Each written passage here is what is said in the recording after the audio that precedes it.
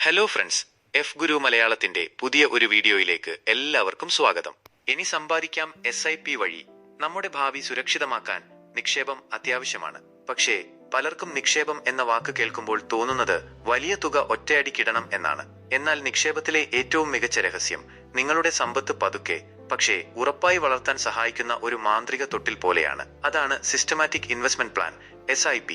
SIP എന്നാൽ എന്താണ്? സാധാരണയായി ചെറിയ തുകകൾ ക്രമമായി നിക്ഷേപിക്കുന്ന ഒരു രീതിയാണ് SIP. ഓരോ മാസവും നിശ്ചയിച്ച തുക നിങ്ങളുടെ ബാങ്കിൽ നിന്ന് ഓട്ടോമാറ്റിക്കായി നിങ്ങൾ തിരഞ്ഞെടുത്ത മ്യൂച്വൽ ഫണ്ടിലോ സ്റ്റോക്കിലോ നിക്ഷേപിക്കപ്പെടും. ഇത് ഒരു ഡെപ്പോസിറ്റ് പോലെയാണ്. പക്ഷേ ഇവിടെ നിക്ഷേപം വളരുന്നു, പലിശയും വർദ്ധിക്കുന്നു. ഇതാണ് കോമ്പൗണ്ടിങ്ങിന്റെ മാജിക്. എന്തുകൊണ്ട് SIP?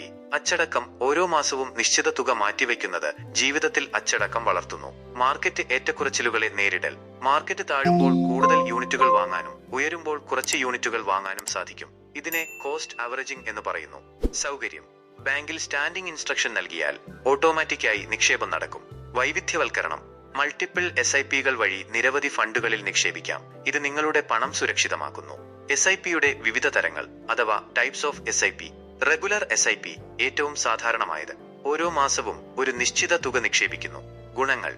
എളുപ്പമായി ആരംഭിക്കാം. ദീർഘകാലത്തേക്ക് നല്ല റിട്ടേൺ നൽകും. പോരായ്മകൾ. മാർക്കറ്റ് മാറ്റങ്ങൾ പൂർണ്ണമായി പ്രയോജനപ്പെടുത്താൻ കഴിയില്ല. Step up SIP.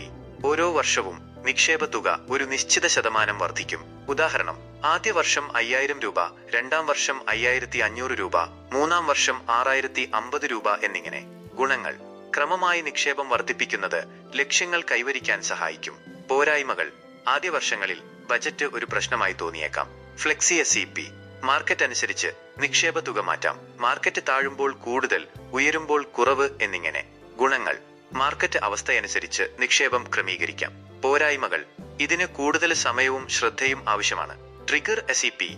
നിശ്ചിത മാർക്കറ്റ് സംഭവങ്ങൾ സംഭവിക്കുമ്പോൾ നിക്ഷേപം ആരംഭിക്കും. ഉദാഹരണം, നിഫ്റ്റി ഒരു നിശ്ചിത ശതമാനം താഴുമ്പോൾ നിക്ഷേപിക്കുന്നു. ഗുണങ്ങൾ. മാർക്കറ്റ് കാലാവസ്ഥ അനുകൂലമായി മാറുമ്പോൾ മാത്രം നിക്ഷേപിക്കാൻ സഹായിക്കും.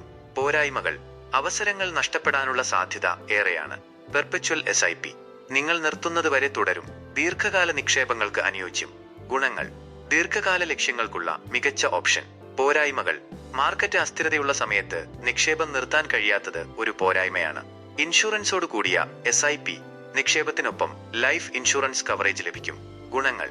നിക്ഷേപത്തിനൊപ്പം ഇൻഷുറൻസ് കവർ ലഭിക്കുന്നത് ഒരു ഗുണമാണ്. പോരായ്മകൾ.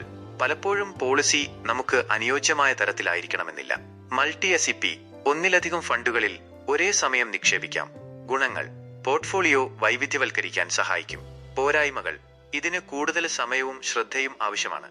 മറക്കരുത്, SIP ദീർഘകാല നിക്ഷേപമാണ്. ഹ്രസ്വകാലത്ത് നല്ല റിട്ടേൺ ലഭിക്കണമെങ്കിൽ ഇത് അനുയോജ്യമല്ല. മാർക്കറ്റ് റിസ്ക് ഉണ്ട്. SIP എന്നത് നിക്ഷേപത്തിലെ ഒരു ശക്തമായ ഉപകരണമാണ്. നിങ്ങളുടെ സാമ്പത്തിക ലക്ഷ്യങ്ങൾ, സാമ്പത്തിക സ്ഥിതി, റിസ്ക് സഹിഷ്ണുത എന്നിവയെല്ലാം പരിഗണിച്ച് ഏറ്റവും അനുയോജ്യമായ SIP തരം അഥവാ SIP ടൈപ്പ് തിരഞ്ഞെടുക്കുക. ഈ വിവരങ്ങൾ ഒരു സാമ്പത്തിക ഉപദേശമായി കണക്കാക്കരുത്. നിക്ഷേപിക്കുന്നതിന് മുമ്പ് ഒരു ഫൈനാൻഷ്യൽ ആസൂത്രകനെ സമീപിക്കുക. ഈ വീഡിയോ നിങ്ങൾക്ക് ഉപകാരപ്രദമായി തോന്നിയെങ്കിൽ ലൈക്ക് ചെയ്യുക, ഷെയർ ചെയ്യുക, ചാനൽ സബ്സ്ക്രൈബ് ചെയ്യുക. അടുത്ത വീഡിയോയിൽ കാണാം. നന്ദി.